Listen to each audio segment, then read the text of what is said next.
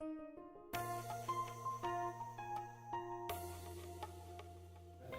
got to know Dr. Poncetti by, number one, inviting him out to Baltimore to visit us and to see my patients. And then subsequent to that, I made several trips to Iowa for courses and visits to increase my exposure to him.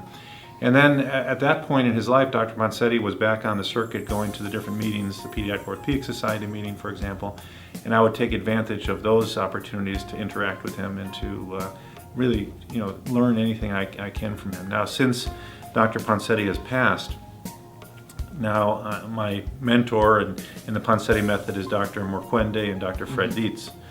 In fact, Dr. Dietz is the one who really introduced me to the method to begin with. So, for example, we just had a Poncetti course in Baltimore this past September, and Fred Dietz was our visiting professor, and he was great. A year ago, I was teaching at a Poncetti course in Israel, and Jose Morquende was there, and that opportunity to spend 2 days on the faculty with Jose teaching the Poncetti method, I think I learned more than I actually taught.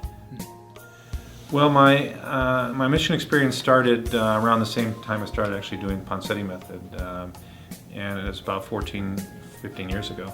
And I began going with a group called Operation Rainbow. It's based out of San Francisco, and I was invited to join one of my friends on a mission. And that very first mission was to Nicaragua, and we were stuck in a hurricane there, and our return was delayed by about 4 or 5 days. We're just literally stuck in the town, couldn't get out, all the bridges were washed out. So that left a very strong impression on me. Yes. I got the bug, and since then I've been going back every year, and now for the past 3 years I've been going on 2 missions a year. So my initial focus was Nicaragua for 10 years. And then for the past 4 years, I've shifted my focus to Haiti. I began involved in Haiti after the earthquake, and also Ecuador.